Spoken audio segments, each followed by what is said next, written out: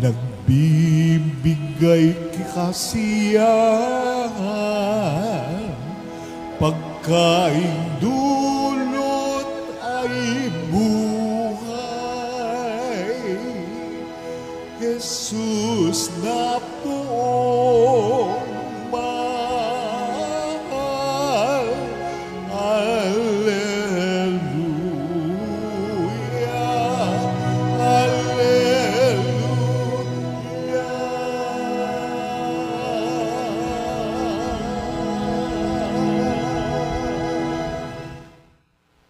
Sumainyo ang Panginoon. At sumayo rin. Ang mabuting balita ng Panginoon ayon kay San Juan. Papuri sa iyo, Panginoon.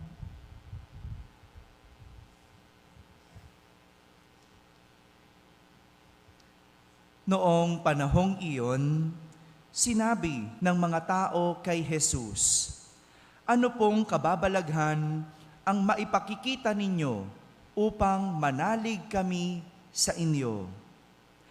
Ano po ang gagawin ninyo?" Tanong nila. "Ang aming mga magulang ay kumain ng mana sa ilang, ayon sa nasusulat. Sila'y binigyan nila ng pagkain mula sa langit, dugtong pa nila." Sumagot si Jesus, "Dapat ninyong malaman na hindi si Moises ang nagbigay sa inyo ng pagkain mula sa langit, kundi ang aking Ama.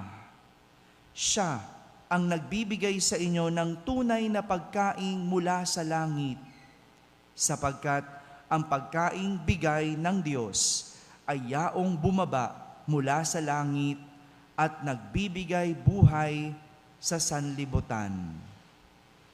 "Ginoo," wika nila, "bigyan po ninyo kami lagi ng pagkaing iyon." "Ako ang pagkaing nagbibigay buhay," sabi ni Jesus. "Ang lumalapit sa akin ay hindi na magugutom, at ang nananalig sa akin ay hindi na mauuhaw kailanman." Mga kapatid, ang mabuting balita ng Panginoon. Pinupuri ka namin, Panginoong Hesukristo. Magsiupo po ang lahat at makinig sa homilya. Isang magandang umaga po sa inyong lahat. Magandang umaga rin sa mga nasa barangay na nakakapakinig ng ating banal na misa, sa lahat ng mga nasa tahanan na nagsisimba via online at sa lahat ng nasa abroad. Sang magandang araw po sa inyong lahat. Kasama kayo sa aming banal na pagdiriwang dito sa ating parokya. Usaping pagkain ang ating narinig mula sa Ebanghelyo sa araw na ito. Pagkain. No? Alam mo naman ng tao, pag usaping pagkain, yan, no? Nabubuhayan tayo, no? Dito sa atin, no? Araw-araw tayo nagpapakain. No? Usaping pagkain. No? Ang mga tao kasi naghahanap ng tanda o sign mula kay Jesus. Yun ang ating narinig. At binigay nilang halimbawa yung natanggap ng kanilang mga ninuno na mana o tinapay mula sa langit nang minsang sila'y nagutom sa disyerto matapos silang itakas ni Moises mula sa kaalipinan sa Ehipto. Nagutom yung kanilang mga ninuno. At dahil doon, hiniling ni Moises sa Panginoon na bigyan sila ng pagkain.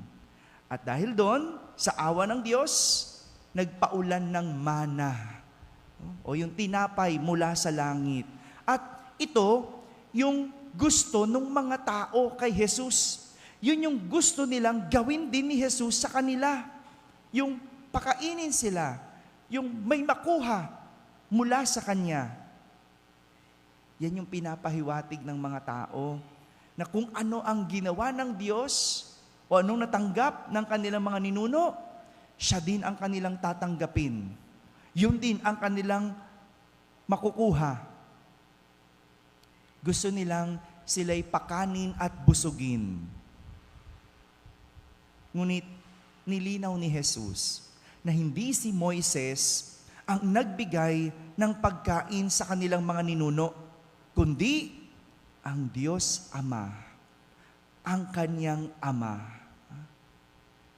At yun ang hinahanap nilang pagkain mula kay Jesus. Yun ang gusto nilang makuha mula kay Jesus. Ngunit, sinagot sila ni Jesus sa pagsasabing, "Ako ang pagkaing nagbibigay buhay. Ang lumalapit sa akin ay hindi na magugutom, at ang nananalig sa akin ay hindi na mauuhaw kailanman."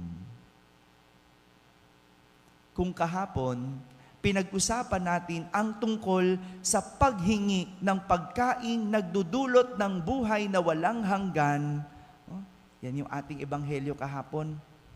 Ngayon naman, ang nais puntuhin ni Jesus ay siya mismo yun. Siya mismo yung pagkaing nagbibigay buhay. Kahapon, sinasabi lang, hangarin ang pagkaing nagbibigay buhay. Ngayon, sinasabi na ni Jesus mismo, "Ako ang pagkaing nagbibigay buhay." Kaya hindi na tayo dapat naghahanap pa ng iba, kundi si Jesus lang.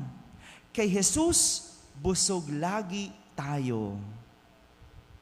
Kay Jesus, busog lagi tayo. Ngunit, hindi ito agad naunawaan ng mga tao. Hindi ito naintindihan ng mga tao dahil pisikal na pagkain ang kanilang nasa isip.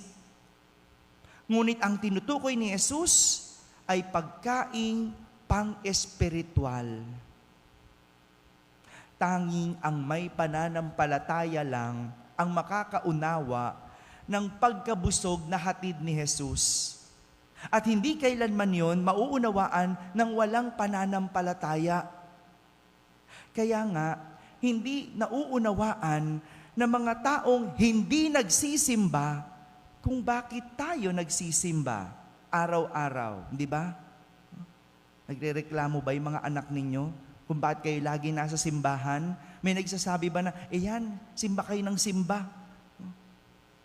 Ba't ba kayo punta ng punta sa simbahan? Hindi nila maunawaan yun. Kasi hindi sila nagsisimba eh. Parang debosyon, hindi mo maunawaan ng isang debosyon kung hindi ka isang deboto. Alam nyo, inaamin ko, nung ako po ay wala pa sa Quiapo o hindi pa na-assign sa Quiapo, hindi ko maintindihan yung debosyon na yun. Hindi ko maintindihan yung mga deboto ng Nazareno. No? Para sa akin, ang gugulo lang ninyo. No? Para sa akin, no? Para silang mga pasaway. No? Pero nung na-assign ako sa Quiapo at nakita ko ang debosyon, nakilala ko ang mga deboto, nakarinig ako ng mga kwento, doon ko naunawaan ang kanilang debosyon. Doon ko sila naunawaan. At parang ganito yung sinasabi ni Jesus. Maunawaan mo lang na siya ang pagkaing nagbibigay buhay kung ikaw ay may pananampalataya. Kung hindi mo maunawaan niyon, wala kang pananampalataya o mahina ang iyong paniniwala. Totoo naman eh, di ba? Kaya hindi magsimba ang iba dahil wala silang napapala. Yun ang pakiramdam nila. Wala silang nakukuha. O tingnan mo. Pag Pasko, may bigayan tayo, di ba? Ay, kahit madaling araw ako magmisa, puno ang simbahan. Bakit? Kasi may mapapala. May makukuha. Pero, iba yung nakukuha natin na pagkain mula kay Jesus. Ibang kabusugan ang hatid ni Jesus. Hindi pisikal, kundi espiritual. Isang pagkain na nakabubusog at hindi na nakakagutom o nakakauhaw kailanman.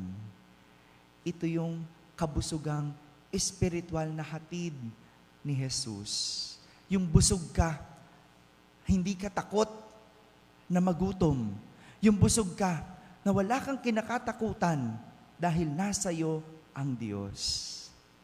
Mga kapatid, tanging si Jesus lang ang pagkaing makabubusog sa lahat ng uri ng ating kagutuman na hindi magagawa ng pagkaing pangtiyan. Dahil si Jesus ang pagkaing nagbibigay buhay. Amen. Amen.